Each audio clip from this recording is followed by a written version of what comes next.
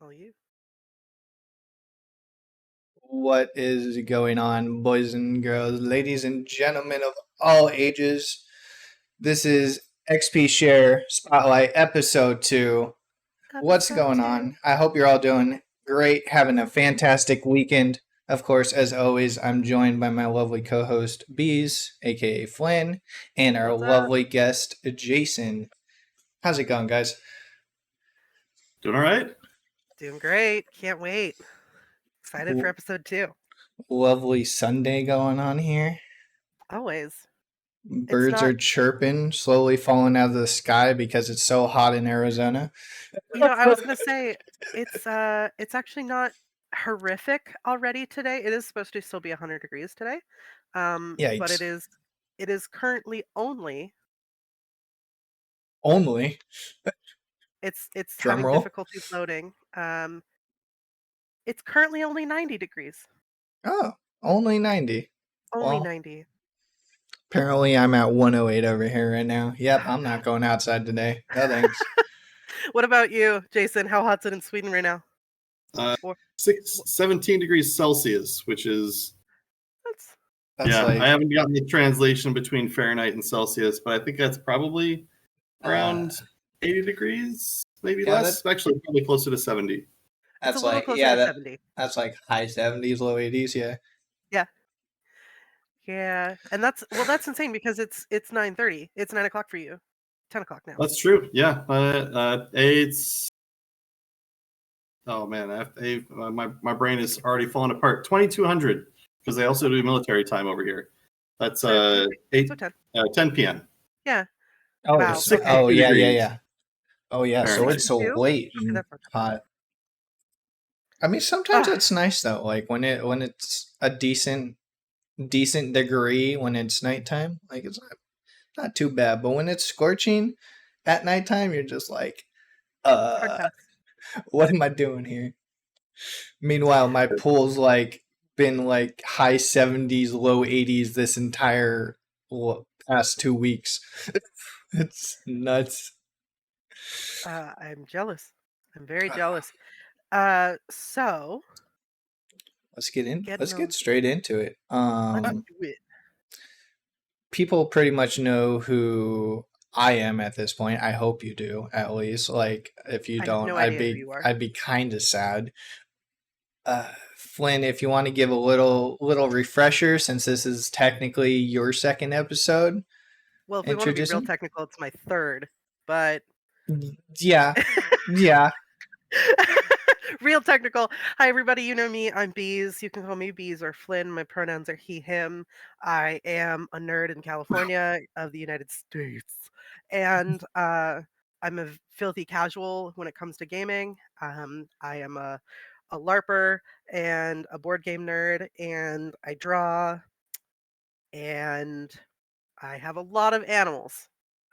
That's like 99% of my life. Also an understatement. One of my passions is I love talking to people about their art. Their art is really cool for me. It helps me get inspired, and I really like learning about different industries. And so when I approached J-Dog and I was like, "Hey, Justin, I really liked XP Share, but what if we did just artists?" And he was like, "Sure, it's all you, dog." and so now we're here. Our first episode, we had Sarah Dollinger on, who is a sculptor and 3D illustrator, who's done some work for the board game Gloomhaven. She's sculpted some miniatures for them, and she, while on stream, had a successfully funded Kickstarter for her book Astrofauna. Mostly thanks to you guys. Yeah, right. Thanks, viewers. We love you. And so today we have Jason Lentz coming to us from Sweden, which is the coolest shit ever, which is why we're doing it a little earlier this Sunday, is so Jason can get to sleep at a semi-normal hour, if gamers do that. So, right, what we can hope. And so I'm really excited to get right into this. I found Jason on a board game forum on Facebook. So I'm excited to get to know you a little bit better too, Jason. That's really cool. Yeah. Jason, why don't you tell us a little bit about yourself? What makes Jason tick? Sure. Yeah. Well, career-wise, I'm a game developer professionally, specifically video games. I've been working in the industry since 2002, and worked at a variety of different companies. But more recently, while still doing board games by day, and my off hours, I've been starting to make, or I make video games by day. I'm doing board games in my spare time, and as well as various other fun side projects. Are But you really yeah, an artist if you don't have 8 million side projects? yeah, it's just too many projects, not enough time. I've got a folder on my Google Drive that's just game design ideas. In fact, right before starting this meeting, Google's like emailing me, "Hey, you're running out of space. You need to buy more space." That's brutal. That's how they get you. Yeah. They play off of our intelligence.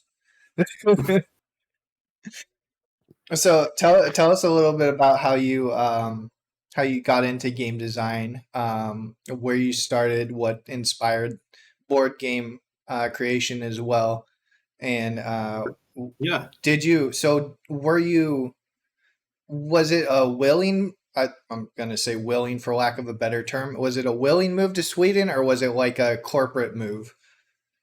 I a willing move. It was so uh game development in the US is super volatile. I'd been through several different layoffs, and in fact, uh, before moving out to Sweden, I'd had like a long 2 year stretch where I was looking to get back into games. I couldn't get a job, ended up switching careers twice. Once as an instructor for tech shop, about 2 months before they went belly up and everybody was let go. And then I switched over to work as a package designer, worked there for 9 months. Package designer is basically, or package design engineer is fancy word for someone who designs boxes. And but yeah, so I worked there for 9 months, and then they decided that they didn't need a design department. They were more profitable making crates, so they liquidated that team. And I figured, okay, other industries aren't any more stable than game development. Let's try game development again. And a friend working at a studio in Sweden, Massive Entertainment, part of the Ubisoft family, said, "Hey, there's a fantastic opportunity out here." So I tossed my hat in the ring, and then I think it was about like a 9 month interview process from there. Gosh. Yeah, Yikes. it was incredibly long, working out all the logistics and going through the various interviews. But yeah, they brought me on board, and I've been living out here since just before the pandemic. Good That's time to move. really cool. Yeah, perfect time, right? Yeah, it was. Well, yeah, Sweden was had an interesting approach to the pandemic. I mean, I think it was like, so they basically, the government didn't do anything, and they kind of put it all on businesses. My studio said that as soon as things started breaking out, and said, "All right, everybody work from home," but there was no government mandate to do that. And I think the only reason why Sweden did as well as it did in the pandemic, and that's not to say they did really great, but it's all the countries around them locked down. And also, Swedes have a natural social distancing. So the combination of those two things, I think, allowed Sweden to weather the pandemic relatively well. That's actually really good. So is it? I do have to ask a little bit off topic. What is it like in terms of like economy wise? Is it relatively cheaper for housing out there? Yeah, it's, well, I mean, I was living in California before moving to Sweden, so by that comparison, yes. Yes, everything is. Absolutely. I mean, really, besides Yeah, New York, maybe, but factoring in all of the various things, like not having to worry about healthcare and various other expenses, that, yeah, like there's a lot more safety nets in Sweden to help. I've been keeping track of my finances, and while I'd be making twice as much in the US if I was doing the same job over there as I am here. But by the end of the day, like, I don't need a car here. So like my the amount that I'm able to save has been pretty much the same in the US as it is over here. That's actually really good. Less stressful. right. It's, I mean, yes, you quote unquote make less, but your cost of living is a fraction. Yeah. a figment of an imagination for us Californians. Yeah, I was gonna say that you would make twice as much here, but you also be spending twice as much, 3 times as much. Exactly. three Yeah. times as much. Yeah, Yeah. that's Uh, wild. well, especially with, I mean, we could talk about an entire podcast just about the inflation in the US, but we're not going to do that. Yeah, for real. Um, so Yep. it was a 9-month process to get hired through Ubisoft or Yeah, I through mean it's the bigger the ship, the slower it moves, and True. Massive Entertainment is very aptly named. They're a huge company, biggest company I've ever worked for, and yeah, and part of it, I think this is true of any company. When you are hiring people, that means you don't have enough people to do the work that you have, and now you're taking on an extra task of interviewing lots of candidates that takes away from the you're already strapped for people doing the work, and now you're having to have them do another task on everything else, so that makes everything go Yeah. slow. And throwing in time zones and and figuring out work visas and all Yeah, that. Just flying out for an on-site interview was a that's Ooh. not like a drive down the Jeez. street. It's That not. must have been Oh a gosh. trip and a half. Yeah. Hopefully they maybe paid for it. Was that your first time ever in Sweden? Yes. Oh, Yep. how cool. It's like, well, here I am. I don't know what I'm doing. How Yeah. did you really like language. We were chatting before podcast started about Hmm. languages. Yeah. Um do you feel like you visited Sweden, you're like, I can assimilate here, I get it, or were you It's like, oh my god, the cultural difference, what am I going to do here? no, I it's not been that hard for me to assimilate, although I'm still learning the language. But I mentioned before the show that I think Swedes speak better English than Americans do, and it's We will in fact still my agree. company. What? And we will still agree. Yep.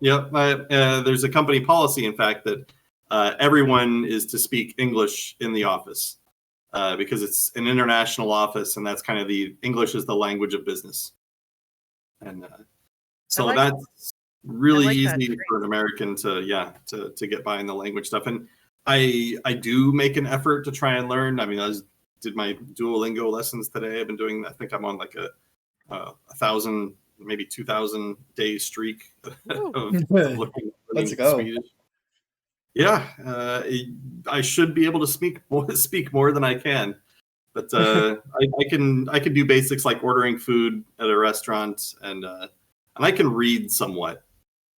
But one of the challenges actually of learning the language is that because everyone speaks such good English, it's really difficult to even hear Swedish. Just walking down the street, it's not uncommon to hear people speaking English out in public. That I makes like Also, sense, that. honestly. I mean, like, it's unique, that's for sure. I didn't expect that. yeah, and it's not a huge country. I mean, it's long. I feel like it's about the size of California, but nowhere near the population of California. I think the population of Los Angeles dwarfs the entire country Oh my god. of Sweden. Thinking about that is just unfathomable because I also spent time in Texas where you can drive 16 hours in one direction and still not leave the state. Yeah. Baffling. What was it like when you got the offer letter from Emmy from Massive Entertainment? I remember my on-site interview talking about the design of the project and what they were trying to do. And at this point, I just wanted to be back in the game industry. I probably would have taken any offer. But they were explaining what the game was and what their goals for it were. And it was like very much in line with what I wanted to do. And I was like virtually on tears to get back into making games because when I was working as a package designer and as an instructor at Tech Shop, I was still making games. In fact, that's where my board game development started.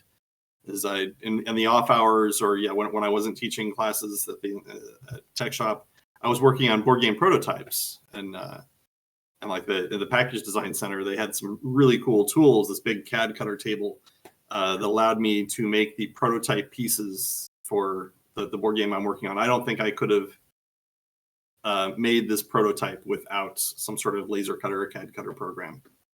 Which is I That's pretty love. cool. I have almost no experience with huge laser cutters, engravers. It's always been a dream of mine to get like one of those at home like what is it called, Glowforge or something. Right.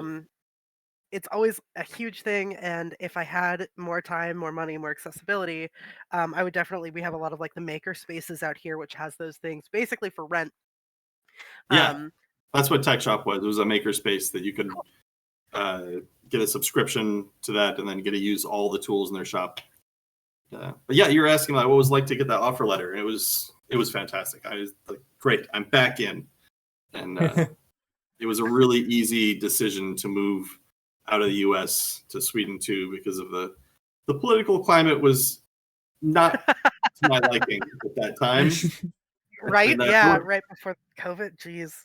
yeah, and I'd already been considering, like I'd applied to jobs in Germany before, but the money wasn't right, and but yeah, My and then yeah, my partner's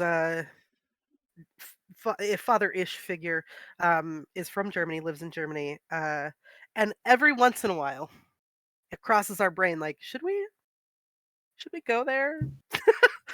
Should we leave? yeah, um, I've got and about a half a year before I can get the citizenship, and I'll collect that European passport, which is gonna open a lot of doors, I think, for work companies I can work at more easily.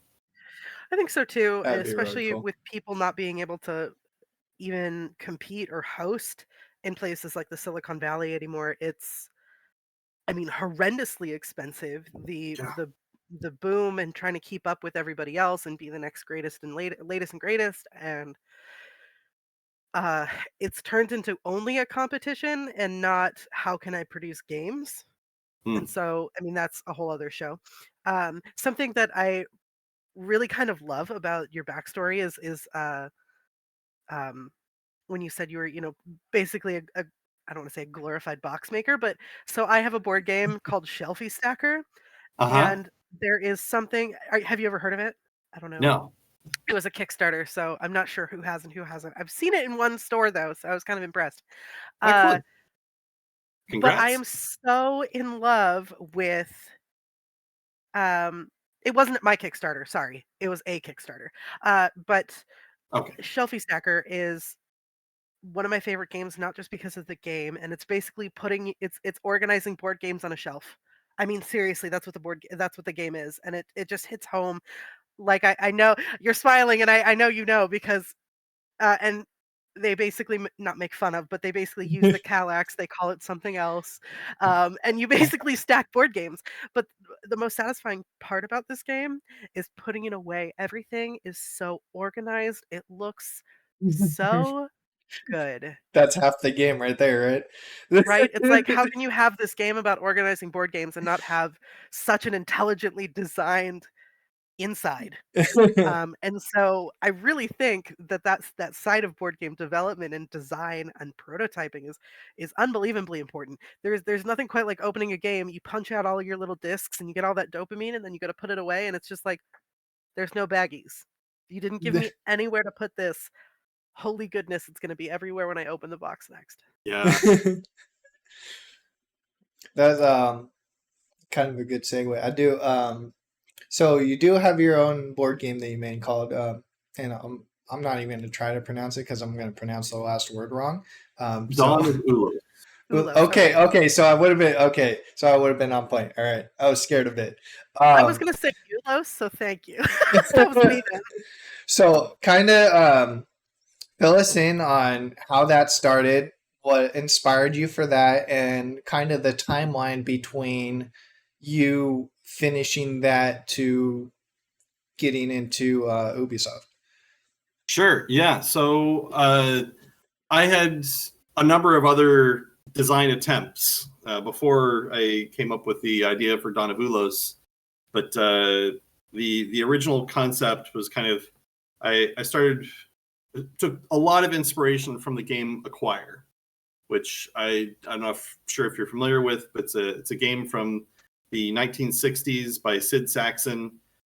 Fantastic economy game. It's some people describe it as Monopoly but good. Which one was it again? Acquire. It's Oh no, I haven't heard of it. yeah, I've got a copy of it over here. Acquire. You said money management, and I'm already sold. What kind of game is it? Yeah, this game you are buying stock in these different hotel chains, and the board is this gray alphanumeric grid, which in today's market, I feel like that board doesn't really scream, "Hey, come play me," but it is. The design is solid and fantastic.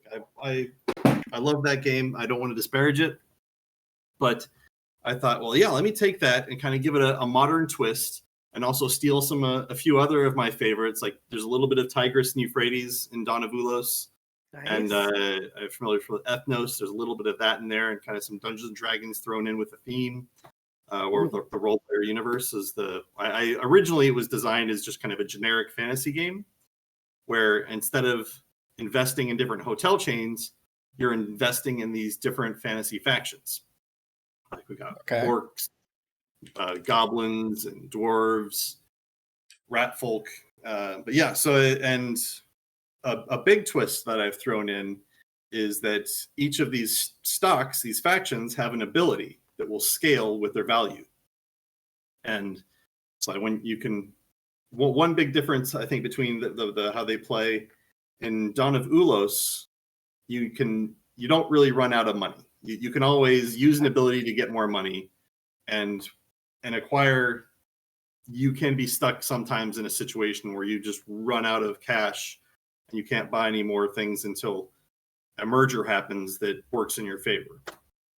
But yeah, so I addressed that kind of pain point in Acquire, and also how conflicts work is a lot more like Tigris and Euphrates, where everybody who has stock is involved in influencing which way the conflict is going to go.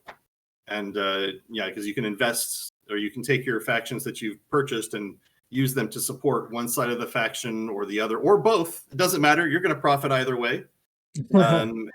Yeah, and it looks like an area control game. I think this is the biggest challenge I've had when designing it, is that people see this like, oh, I like area control games. I'll be the orcs. Like, it doesn't work quite like that. Anybody can be the orcs. Everybody could be the orcs.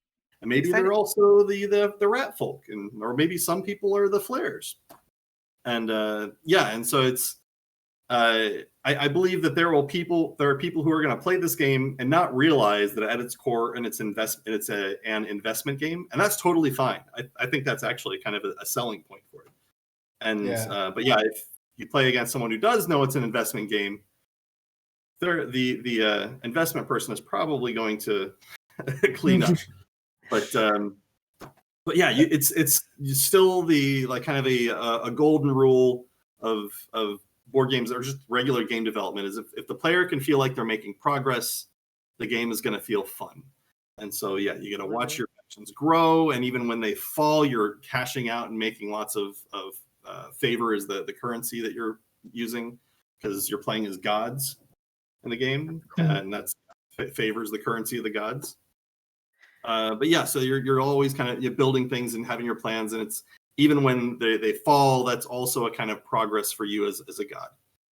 But yeah, there was another question in that. Oh, how did that work with the Ubisoft? Like how did that transition over? Right. Yeah, I didn't. I was in the process of pitching to publishers for this for Dawn of Ulos when I moved out to Sweden and started working for Ubisoft. So I made sure to get a hobby contract, and Ubisoft was very happy to accommodate me. Massive was very happy to accommodate me in getting a hobby contract. And then within kind of the first year of working there at Massive Entertainment, I signed a contract with Thunderworks Games, and they are a fantastic publisher. I have nothing but good things to say about them. It's really cool. So it's like I'm guessing it's kind of like a round based kind of thing where everybody like choose who they're investing in, and then it goes through the cycle of like who grabs what land kind of thing. So the gods aren't grabbing the land. You've got as far as the factions, I mean. Yeah, the factions are coming out, and each of the gods are expanding. They're choosing which factions to expand their territory, and and you can all be invested in as few or as many of the different factions on the board as you want. Oh, okay. That's pretty cool.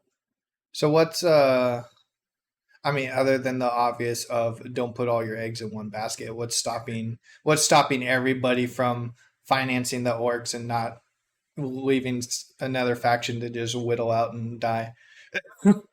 Well, that can happen, but there's a limited number of faction cards in a deck, so it's going to run out. Oh, And okay. also, as tiles get added to it, those cards get more expensive. And so if you can get them if you can get them while they're cheap, you're going to do better than everyone else who bought them when they're more expensive. Got it. So So maybe, it's yeah, like a pure buy low, sell high kind of thing. yeah, That's really cool. and there are abilities that you use can influence. They maybe can make a faction grow faster, or maybe the orcs are good at pillaging other territory to bring their values down. And everybody can use these abilities in different ways. Like maybe someone wants to use the orcs to pillage orc territory, and it's like if you just have one orc, that might be a really good way to do it. So I'm going to use my orc, I'll cash out, and then everybody else who has orcs, all of them go down in value now. That's really cool. That is cool. I wish Christina was more into board games sometimes. I feel like I'm picky when it comes to board games, but at the same time, I feel like I'm also willing to try anything once. Yeah, I definitely have tastes, but I also am absolutely down for trying everything once just to see new mechanics, see what I don't like about it, and sometimes I see things that I can improve on, or maybe there's something I can take and apply to a different design. Yeah, there's a lot of good ones out there. Yeah. I actually just met. I'm saying just met as if like they're not technically my family, but technically my first time meeting one of my mom's side's cousins out here in Arizona. And apparently they're big board game nerds, and they're like, "Oh yeah, we go like every other Saturday or whatever." And then I'm like, "Oh cool, but it's 45 minutes away." Like, yikes! There's definitely days where you do it and days where you wouldn't. So I have to ask real quick. So I'm doing my homework while we're talking here. So Sure. Acquire, the game that you were mentioning before that Mm-hmm. J-Dog was interested in, it is there two different versions of it? I'm literally looking it up, and it looks like there's one. I Oh, think there's I three. don't know how many different versions of there are, but I know they just re-released it, and I think there's maybe 3 or 4 versions before it. Okay.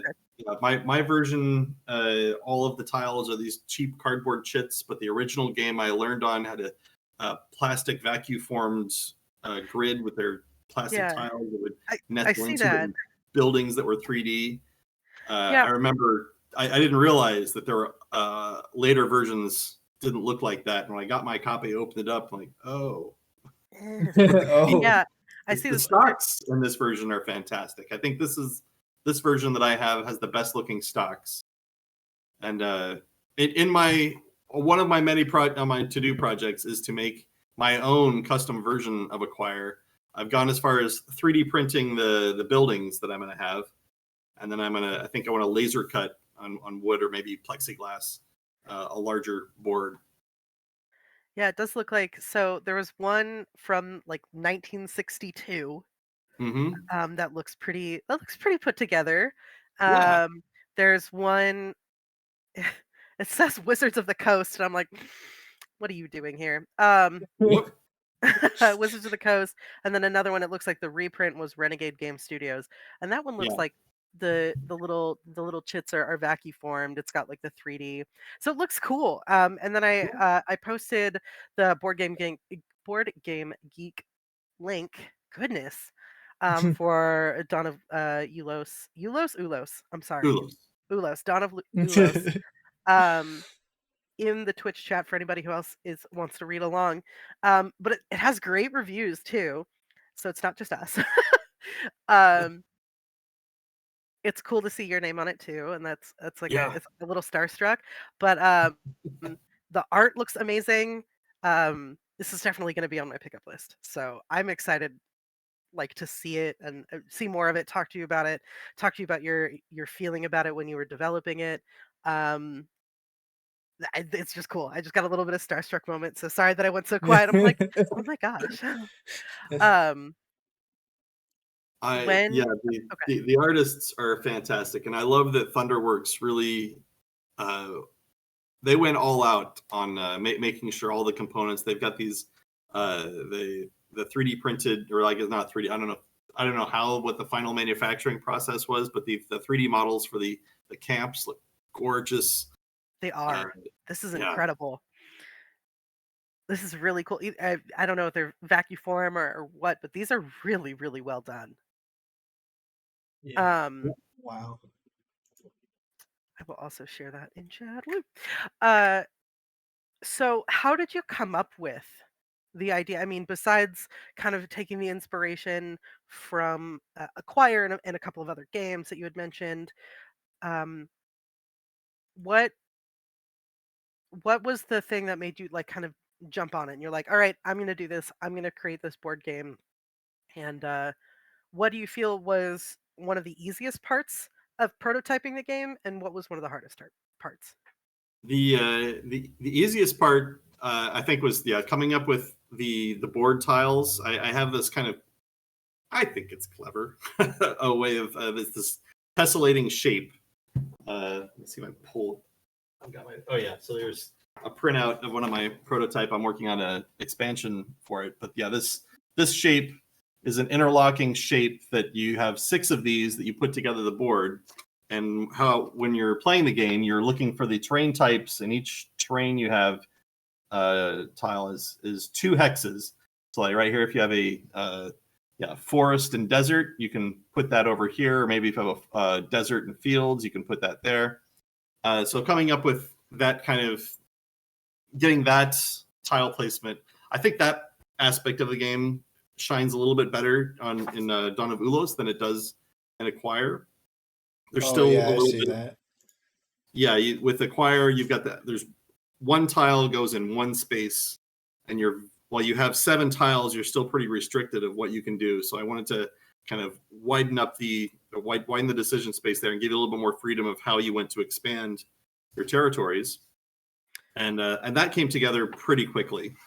And in fact, I'm really happy that the publisher liked this shape, and I could definitely see a publisher saying like, "Well, what's with this crazy shape? This is gonna well." We can just simplify this, make it into a mat or a single board that you fold out and solve that problem easy. But Yeah. I think it gives the board a certain table presence, and one Kickstarter backer did the math and calculated out there to be over 10,000 different ways that you can put that board together with those 6 Wow. tiles. Wow. Uh, well, that's more math than I would ever be willing to do. So I'm very Yeah, impressed and proud of I knew that. it was a lot, but I didn't realize that Right? much a lot. It gives me a little bit of a Road to El Dorado vibes, and I really enjoyed that game. So Is that uh, the treasure hunt game, or am I thinking of? yeah, it is. Yeah. Yeah, where you Okay. have to get to El Dorado, and it has a lot of that similar hex shape. Um, Hmm. and you can only move a certain number of spaces based on what resources you have available, and versus what the little hexagon tiles require you, like as payment to move onto those pieces. So, Right. but it's more the hex shape and how they fit together. And you were saying the board presence, and that's something that I remember from Road to El Dorado is you set it down and it's like this is a beefy game. It looks good, it looks polished, and it also doesn't have just while I like the classic board game square rectangle on the table, there's something classy about having like a hexagon or a board that can change. There's something honestly really sexy about that to me. So um Hexagons are bestigons. they are I'm bestigons. blanking on the YouTube channel, but there's a whole video. Like if you search hexagons or bestigons, there's a video on why that's the case. I'll Um, definitely know that I'm doing that after this. It's um actually uh, so so the what was hardest, yeah, the thing that I spent the most time on was the scoring. There's a strength tracker that shows kind of what the value of each of the different stocks that the faction cards are. Mhm. and that went through the most cycles. I remember, yeah, there were parts where I was doing play tests and watching at the end of the game, everybody figuring out what their final score was, and everybody's bringing out a calculator. Like, that's not good. Yeah, yes, all right, I got to change that. And yeah, there's one point in my own play testing where I got really good at multiplying things by 13. And that's not a skill I want to make anyone have to learn. That's a very bizarre number. Everybody know 1 through 10. Everybody knows 1 through 10 from Yes, yeah. public I, school. I get a I mean, little, the most outrageous I get is 12. And but some people, I uh, mean, 11s are easy, right? yeah, right. 12s are hit or miss. Like, I think I know up to, like, 7. Yeah. And you're usually, when you're multiplying things in Dawn of Ulos by 12, it's usually not large numbers. 12 is the most a faction can be at the end of the game. If it reaches maximum strength, it's going to be 10, but then it becomes legendary and flips to be a value +2. So that's a legendary faction is ultimately going to be, if it stays legendary at the end, is going to be worth 12 favor. Oh, that's cool. And it also costs 10 favor to get. So you're not going to be buying a lot, and you've probably had to spend a lot to make sure to preserve that faction to keep it at its legendary status. So you might have 4 or 5 legendary factions. Like 5 times 12 is not terrible. I think that's within the realm of reason. But I don't know. That's board games. I love this quote about board games, that it's the only hobby that starts with the reading comprehension test and ends with a math exam. Wow. I have not heard of that, but it's probably gonna be a favorite now. I really do like that because it's accurate. Yeah, we are nerds. Oh. So that might have been the hardest, but was that something Panda says, "Ew, math." Um, so that was the hardest. Was that the least was that your most disliked?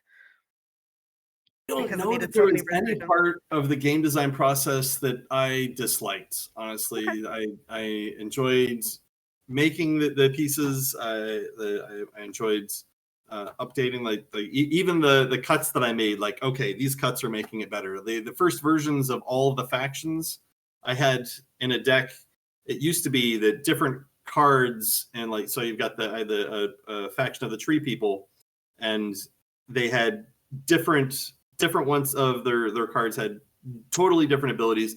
Some of them are way stronger than others, and I thought it would be this kind of cool, almost like a casino thing. Like, did I get the good one? But the reality of it was, it turned like, did I get the card that lets me win the game? Hey, yeah, I did that without any kind of anything but just being lucky, and like that. So I moved away from that pretty early, and boiled it down to like, okay, this faction just all one ability, and this faction, this is how they work. This faction works like this, and that worked much stronger. Then it's just kind of tuning those things to make sure that there was not ever one faction that's clearly this is the best faction to always invest in. Yeah. And I think because I think this game is a little easier to balance in that respect, because anyone could buy any faction, so no one is necessarily going to be extra overpowered because of some faction card they bought, because everyone can buy that faction card, and you just have to make sure that the faction cards are generally all at the kind of the same level as each other. I like that you give everybody the opportunity to do anything. It gives tons of flexibility to your players of all different levels of play style, if they're Yeah, advanced yeah. players or if they're, the ones that strategically win, because they've thought about it before even sitting down. And then there's the people like me who are like, this card looks pretty. I'm kidding. But I don't always go in with like a super strategy until maybe the fourth or fifth replay. So I like that there's a lot of balance. Yeah, Um, I'm a big fan of letting people play games the way they want to play them, and playing the pretty cards, absolutely total valid strategy. I love it. Like, I know people that there's one of my friends. He's all into the flares. I think he bought the game just because they have flares in it. Another friend is, they really like the rat folk, and not necessarily because of their abilities, but yeah. Well, Rats taking over. Yep. they're going to anyway. It's fine. Um, what has been your favorite part of designing Dawn of Ulos? Oh, that's so hard. The I favorite know. part of designing it. Yeah, I've Top five. I it's oh, this is it. When I got to the point where I see other people teaching my game, I was not prepared for how satisfying that would be. Like I've taught this game so many times in That's so many cool. different iterations, and just to be able to sit back and watch my designs come out of their mouth, it's like, oh, this is great. Because that also has to show passion from the person teaching it. Someone who's going to take the time to tell someone, like, and educate someone else about a topic that they love is like Yeah, the ultimate form of a love language to me. You want to intro dump me on your new hobby? Go for it. And so when people sit down and they're like, "This is my game. I really like this game. I know who made this game. It's really cool." That's like a dopamine button that I wish I could just lay on. it's also fun to see how other people approach teaching the game. I've improved my own teach by watching other people teach it, and yeah, Do you feel it, like watching other people learning how to teach from other people teaching, has that helped you in developing even the expansion? that's an interesting question. Yeah, I don't know that it's helped me in my design process, but in pitching and selling the game, like it to others, like who are experiencing, like hearing about this for the first time, I think it's helped with that. Uh, but yeah, the I don't think it's actually changed my design approach. It's still really cool and surreal though. It's like all Yeah, these yeah, people love my product. Like that's so cool. that's satisfying. It has to be. It's yeah, yeah, like I said, I was not prepared for all the warm fuzzies that would come with that. When you started developing the idea and the art, the concept, style, everything, where do you feel the process started? Where did you feel this is how I'm gonna tackle this game? So for the arts, I didn't do very much at all of the art. I for the prototype, some of the very first early prototypes, I just mercilessly stole images from Google image search and used them until the point where I said, "Oh, I realized, okay, this game is can go somewhere." So I kind of started creating my own Facebook page and replaced all of the stolen art with hand drawn art, which was probably prettier than it needed to be. But I mean, it got the job done, and I didn't put too much time into that. That's one thing I think where my board game design process has evolved. The first designs I was doing, I got kind of sucked into the fun of making the components and these cool little tangible things you can touch. And I have one spaceship game where it was really important to me that you're pushing units around on a stick on this board. and How yeah, very goblin. but How very goblin. Just have to have the shiny pretties. yes, yes, yes. And but the problem with getting too sucked into those shiny pretties is that it slows down the design process. Oh, well, of The course. the uh, the fastest way to get to a good game design is to iteration through lots of iteration. And if you have to redo components or like retweak the art between every iteration, that just adds weeks potentially onto what could be hours. Yeah. Like I've got a new board game design I'm working on, and this is what it looks like right now. Is it's very dry, bare bones. You've got basically five different colors, two of those colors being white and black, and it is coming together surprisingly fast. I found. I feel like I'm on playtest. I've done I think 6 or 7 playtests, and I feel like this one is already at a level where Dawn of Ulos was after about 50 playtests. Oh wow. Do you feel Yeah. like that's because it's it's after Dawn of Ulos, you've had the full start to finish of Dawn of Ulos and you're like, okay, I know sort of what I'm doing now? maybe maybe that I know what I'm doing, but no, yeah, I think there is some of that, but I think part of that is that I'm intentionally holding off doing any kind of artwork for it until I get the design kind of really solidified. That makes sense. But yeah, there was definitely some visual iteration that I did on Dawn of Ulos before it got to the publisher. But mostly, yeah, that was to deal with. I remember one playtest I had. A player came in and says, "I can't see what's the difference between any of these tiles," because he was one of the rarest forms of color blindness. And I had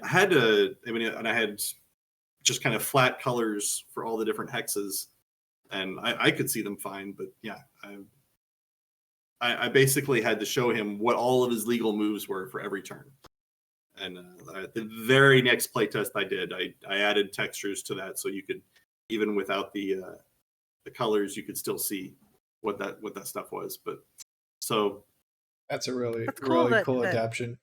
yeah, absolutely, and that's huge to me. I love anything that's accessibility, so yeah, that's yeah, that's awesome. And it's awesome that you took the time to be like, well, if there's one person that has this problem, right, they're not the only one.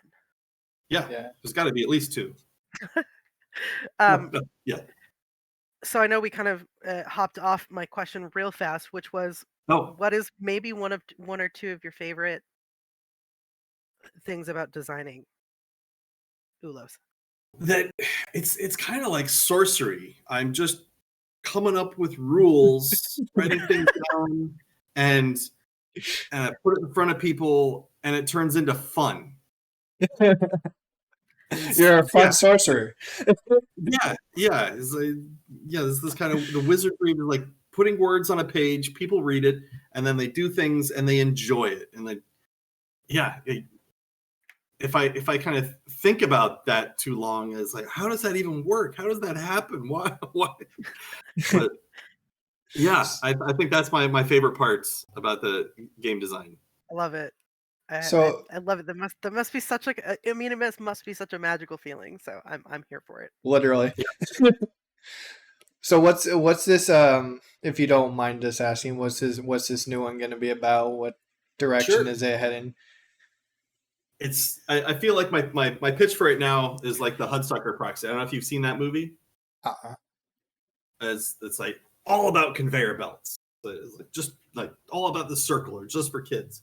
But how it works I'm is sold. Continue. these are different lanes that you're putting these belt tiles down, and this is a worker placement game. And so on your turn, you're doing kind of two actions. You're either putting a crate on one of the conveyor belt spots or a worker on one of the conveyor belt spots. Or you can do like two crates or two workers, and they can't be on the same belt. So you got three different belts here, and whatever belt you don't put anything on, you take one of these new belts and you push it up here and advance that track. So like other people may have put stuff on here, and while you've done your actions over here, you're advancing this track. So the game is this kind of this interesting mix of everything that you're doing. You're balancing between doing what's best for you and helping out your teammate, your teammates, your opponents, as little as possible. But you are doing something. Even taking one of these tiles, it's going to benefit you, but you aren't going to be able to put a worker on there. You're giving a new space that could be better than these other spaces that the other players will have first dibs on, and maybe you won't even get to put anything on it. But yeah, and so like I said, everything is a conveyor belt. Like, these are conveyor belts. These come out like a conveyor belt, and there's offices that you can buy that they're also kind of function like a conveyor belt. And this is kind of like a conveyor belt you're moving up. Oh, the score tracker, you have a pallet that's moving across, and once it comes across, you go back here again, you put a box on it in case that, okay, you've got 10 points, and even that's a conveyor belt. So I've kind of gone Very nuts in with the theme. conveyor belt theme, and I'm not gonna lie. Once you just introduced it with conveyor belt, like I was already sold. I Yeah, was T-Dog and I like, were like, yep, "Here's my and we're money getting already." together tomorrow. Like, I I love it, and I'm also one of my favorite game styles is worker placement. So simulation I'm here management. for it. Yep. Yeah, resource management is like basically the only type of video game that I play, so right up my alley. I'm here for it. It's Excellent. perfect. Yeah. It kind of just makes it like the first thing that pops in my mind is a board game version of Factorio or something like that. Right, Satisfactory, Satisfactory, yeah. Factorio. Ah, Yeah. so good. The one that kind of inspired me for this one is Tzolk'in. Oh, If you really? yeah seen Yes, that game with the gears, Oh, yes. okay. Okay. it's the gears are kind of a gimmick, but it's more. I am integral to the gameplay where you're putting these workers on the gears, and then the gears move around. Your worker can jump off, and I've got elements of that in this game too. But I wanted to make kind of a lighter version of Tzolk'in. One thing I've kind of done with my board games is I'm thinking about not just the design, but what's the hook? Who's the market, and what's the space I'm trying to fill with this game? Why does it need to exist? What is lacking in the current? And there's so many games out there. What kind of hole am I trying to fill? And with this one, I'm looking at Tzolk'in, and that's a pretty heavy game. I think it's like mid to high heaviness. Complexity, yeah. Yeah, Mhm. complexity. That's a better word. And yeah, so I wanted to have something a little bit shorter, a little bit lighter. It's kind of more of a mid-weight complexity game that has kind of similar feel of Tzolk'in, where it's kind of about the timing and things that you're doing or impacting what other players do. And the original design was just kind of one big loop of a conveyor belt that's going around. But I was spending way too much time trying to get that to physically work. And I said, all right, just abandon that, like throw out the core idea of what you're trying to do and then come back at it again. And that's why I came up with these conveyor belts that are just straight lanes. And that just kind of solved so many things. And it fell together pretty quickly from there. That's that's a whole new world. I like it. I'm so down to playtest that. Just I'm saying, right excited here, to. we're good. Yeah. J-Dog's like, "And here's my shameless desires."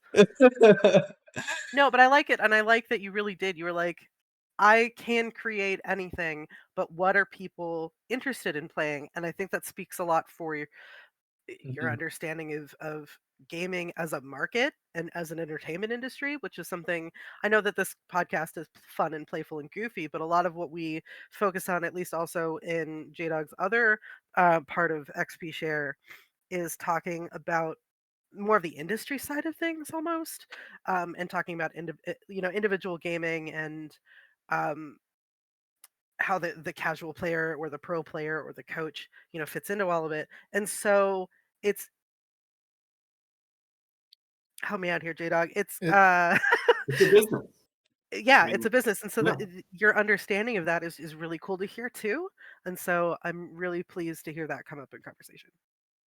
kind of uh, a sub goal or a kind of meta goal for this game design is see if I can get it to a pitchable state much faster than it took me to get Dawn of Ulos to a pitchable state. I think the first play test I did for Dawn of Ulos was in 2017, and it wasn't until I think 20, 2020 or late 2019 that I signed the contract. And then it's also, I mean, it's officially releasing in August 15th of this year. So 2017 to 2023, it's a long time to be working on a board game. yeah. If I wanted to make a career out of being a board game designer, I need to have about 5 Dawn of Uloses every year. Jeez, So I'm gonna need to get my design time a lot faster. That's that creative get that pressure, cycle down. that creative pressure is super super intense. And as someone who went, I originally went to school for graphic design, and for me, directly after that, I was like, the art industry is way too intense for me. Absolutely Yeah. AFK and going somewhere else. How do you handle if becoming a board game designer is what you would do, and you have so many other projects in your life, what do you do to decompress so you don't feel like you're burning out from just trying to even just do the games that you're doing right now, the board games that you're doing right now? That's a good question. I do believe that the U.S. has hardened me. I like living in Sweden. It is a whole different world of respecting your free time. Uh, I remember when I first, the tangent back to working at Massive Entertainment. My manager and one of my first one-on-ones with him was also from the Bay Area, and she sat me down and said, "All right, Jason, we need to talk about your uh, what was the word? Work ethic. We need to talk about your work ethic." And I'm like, "All right, wow, that's super early. I don't think I've been slacking off." Is kind of what's going off in my head. And she said, "You're a senior designer on the team. People are going to be looking up to you. You need to set a good example. We need to make sure that you are leaving on time, not spending extra hours, and putting in a reason, like a not overworking yourself, because we need to Wow. protect the Swedish work-life balance." Oh God, never US heard those work-life. words out here before. I know. You need to make sure that you're doing what we like. That is Yeah, wild. Wow. that's Yeah, wow. it opened my eyes, and I feel like every day I feel like I've been out here. I've been in recovery. God, seriously, that's Yeah, hard. And I and I think, yeah, and then having that fear, right, coming from, well, I don't know if it would be fear for you, but having that like, all right, Jason, we need to talk, and they're like, all right, well, people look up to you, and you're like, oh crap. Your first inclination is that you're in trouble, right? Because yeah, I think that's what California has done. Nope, Like seriously, like the that's state. the American standard right there. If somebody comes to yeah. talk to It's you, you not got just to be in California. trouble. If somebody Gosh, Yeah, comes to talk to you, you got to be in trouble. That's America right there. right. I mean, not to get too political on this, but I remember we had there's Midsummer is the big holiday, in one of the big holidays in Sweden, and I went out to a barbecue with a bunch of people, and I remember they just say a police car driving by, just kind of making sure everything's cool, see if anybody needs. I mean, yeah, they're just, yeah, in case anybody needs anything. And there was another American out there with me, and he noticed me, and he was also doing it. That a, a fraction of our brain was just immediately dedicating some attention to that police car, like what's yeah, happening. And wow. yeah, and then he took me to Say the no side. more. Yeah, I "Jason, get I it. saw that." Right, you mostly watch it, and you just watch it, glance around the get together, watch it again. Yeah, Yeah, I mean, the yeah. whole God, time that's that police strange. car was driving by, I was aware of it, and Huh. it didn't occur to me that no one else wouldn't have been dedicating some portion of their brain to, there is a cop there, behave, don't, Wow. yeah, and just this kind of, That's wild. So I'm visiting Sweden now. yeah, Yeah, when we moving? S- yeah, Let's seriously, J Dog. You, me, Christina Cub. All right. do it. So do you really feel like since Sweden has their shit together and really pushes for work-life balance and actually enforces it, not just says that they do right. you feel like with how hard you work on your board games or anything, do you feel like burnout is still a possibility for you? How do you prevent yourself from even getting there? Uh, Burnout is a real possibility out here. It still happens. In fact, they have a thing called burnout leave, which I fortunately have not had to take advantage of. But yeah, this is another thing that kind of just shows, I think, how broken the American mindset is. Burnout Uh, leave. yeah. So what it is, in fact, one of my friends, the friend who recommended I come out here, he was about to go on burnout leave because he was basically he didn't have a lead, and he was having to step up and do his job and his lead's job until they had a lead to fill his work. Of And course. even when you're working 40 hours a week, that with like breaks in the middle of the day every day, that's still stressful. It Mhm. is. And yeah, in fact, you can be stressed out when you don't have things to do. In fact, I feel like that can be one of the most stressful things. But anyways, when it's becoming clear that you're in danger of getting burnt out, they can send you on. You can apply for burnout leave, and then you're still getting paid. Although I think how it works in Sweden, you're kind of getting paid a fraction, a big Yeah, fraction of a your salary. percentage. Yeah. Yeah, and but you're going to see counseling to talk about like, hey, how do you handle this, and that can last for a couple months. And then when you finish that, you are eased back into the job, like coming in for half days for half the week and slowly ramping up to your comfortable and working full speed. And yeah, our first thought was heard about burnout leave. Like, oh, is this how they get rid of employees? That was the American mindset. It's like, no, they're trying to keep you from burning out and quitting the industry or quitting the job. They want to make sure that you stay a healthy individual.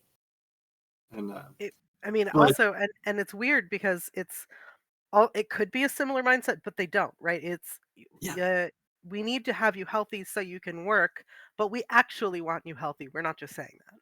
Yes. Yeah.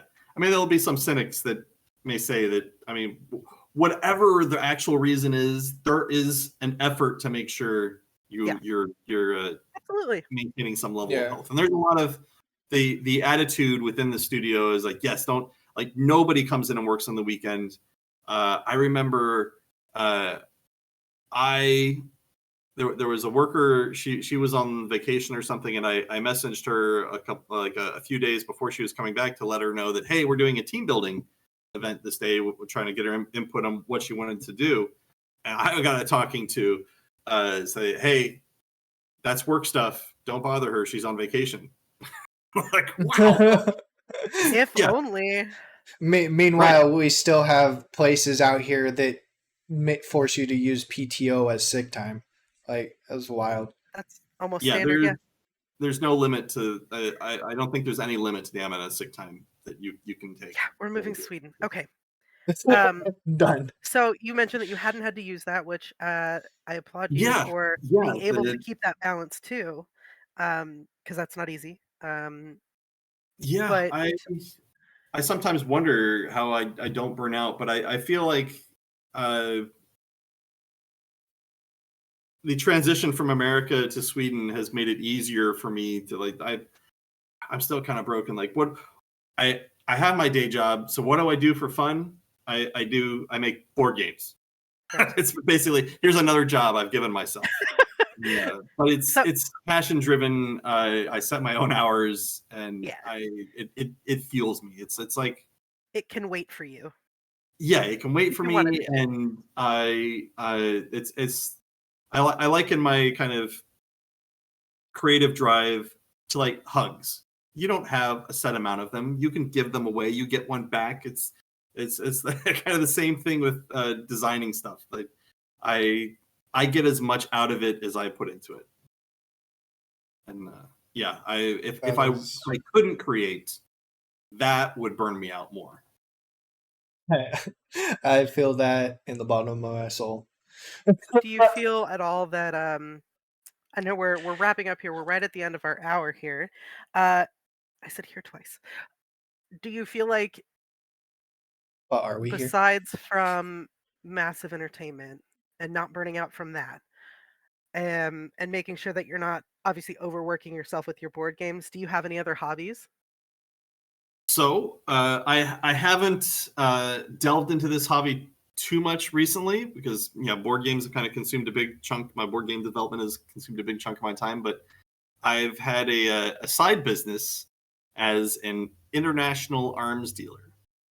And what I mean by that is I make these giant cardboard robot arms, and I've sold them all over the world. That's impressive. I did a Kickstarter, in fact, when I was unemployed, where I made this big giant cardboard robot suit. In fact, if you Google giant cardboard robots, you will find me in the first few pages of Google hits. Giant cardboard. I can hear the click, click, click, click. Literal arms dealer.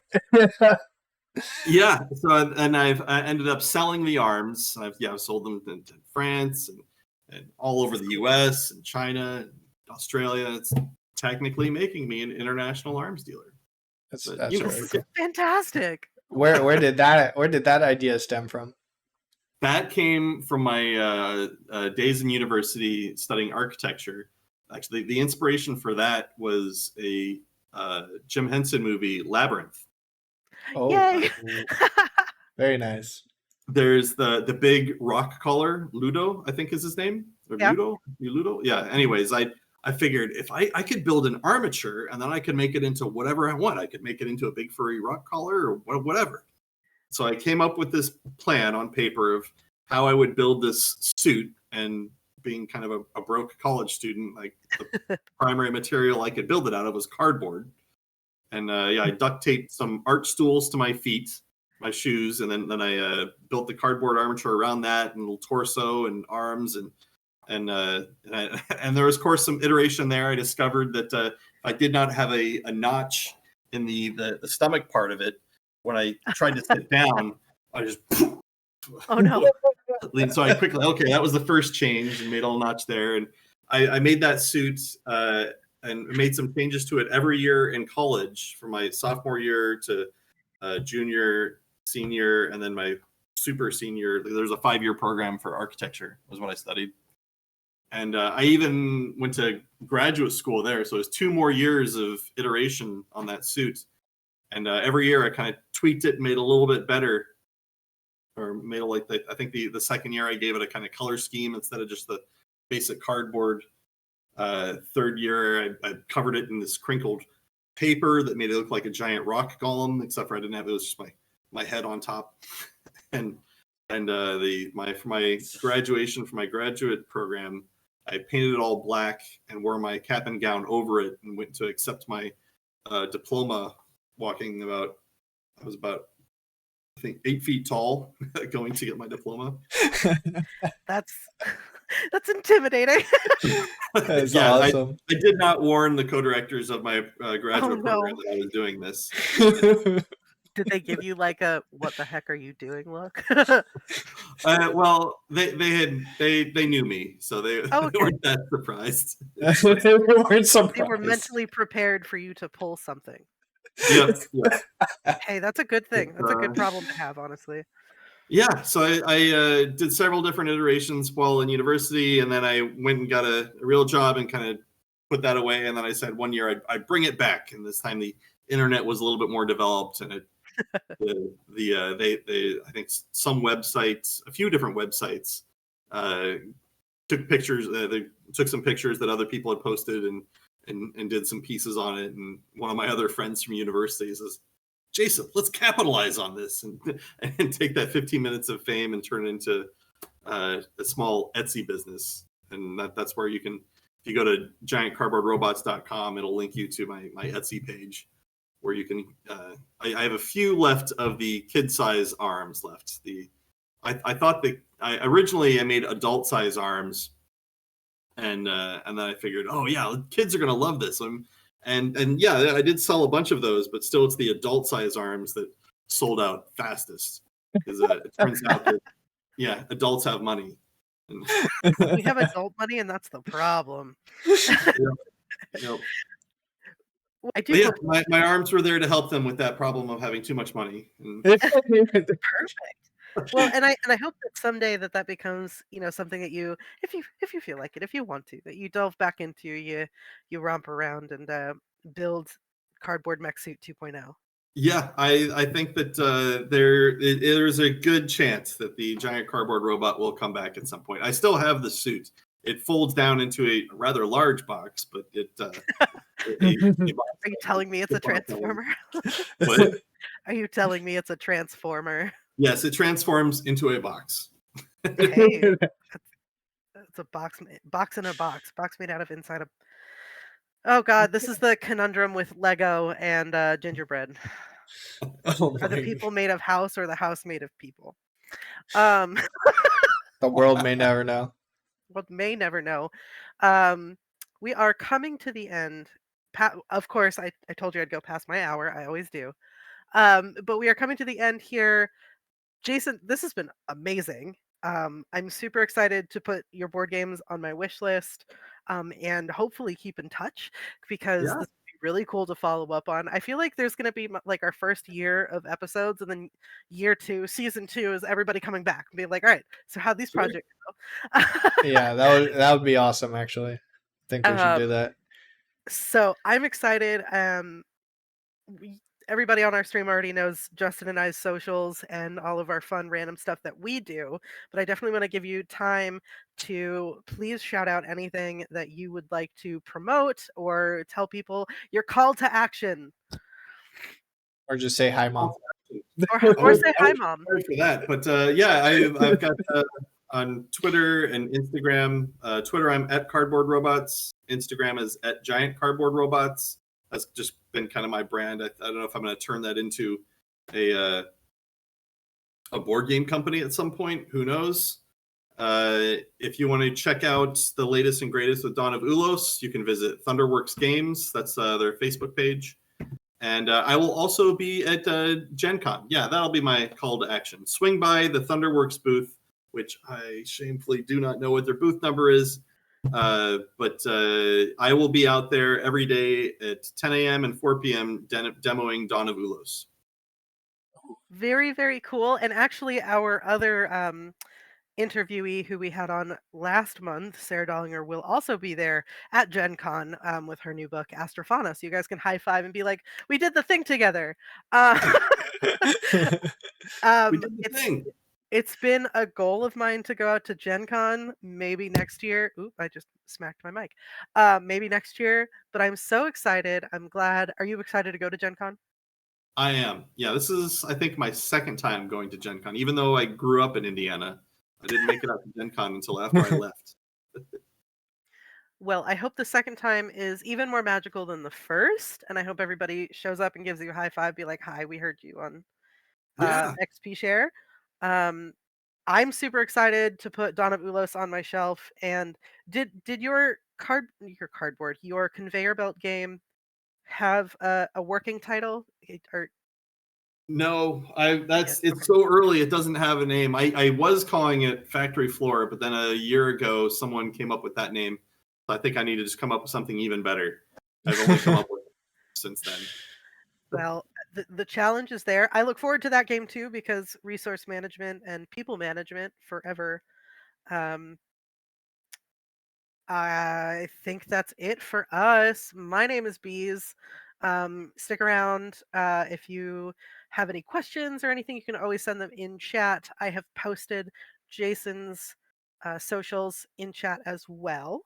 Um, and next episode, we are going to be featuring Ridley and Leon, who are the creators of the Gloom Hollow, yes. I always mix that up with Gloomhaven, and I get really Gloom Yeah, I Hollow kind of LARP, did too.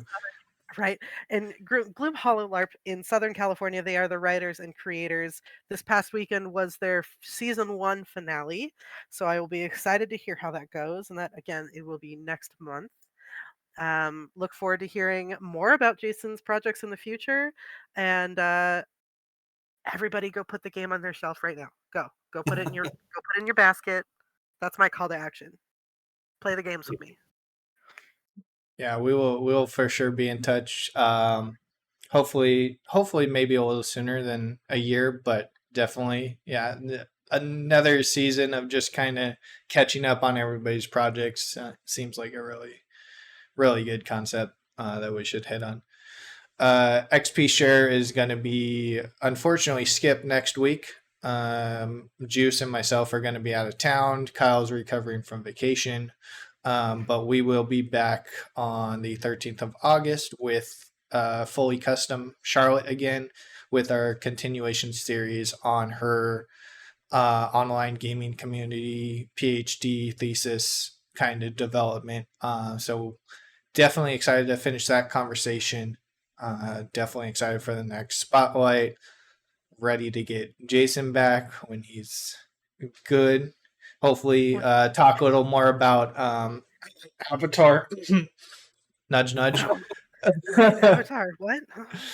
Yeah, who said that? What? There's a new game coming out? Who? Yeah, Wait. two games coming out this year. One cardboard and one digital. Avatar: Frontiers of Pandora, December That's gonna 7th. that's gonna be cool. It's coming. I know a few people are gonna be really excited for that one too. So yeah, maybe if we could get you in a little earlier, get a little clearance to talk a little more about it closer to December, that'd That'd be be cool. pretty cool as well. I'll see what they let me get away with. Hell Yes. yeah. We'll definitely be in touch. Of course, I'll probably be streaming after this. You guys can find me Twitter /jdogging, Twitch /jdogging, everywhere /jdogging. If you can't find me, we'll cry together in a corner because somebody actually took my name for the first time in 15 plus years. But yeah. And you can always find me at Flynn's Arcadia, pretty much anywhere, or at Flynn's Arcadia Lives. I am not streaming today because I'm playing board games in real life with people. Hey. But I will be streaming again on Monday. Awesome. Jason, it was really great to have you. Can't wait for the next one. I had a bunch of fun. Thanks for inviting me. Absolutely. Thanks for coming on. Thank you. I will see you guys August 13th.